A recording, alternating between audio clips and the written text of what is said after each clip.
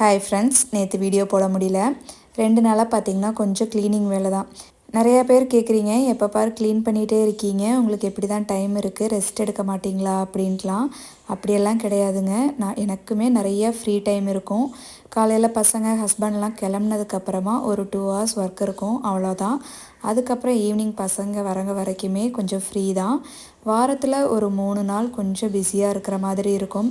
மற்ற நாள்லாம் பார்த்திங்கன்னா ரிலாக்ஸாக வேலை செய்கிற மாதிரி தான் இருக்கும். திஷாந்துக்கு இன்னும் 2 டேஸில் பர்த்டே வரப்போகுது. அதுக்காக கொஞ்சம் டீப் க்ளீனிங் வேலை தான் போயிட்டுருக்கு.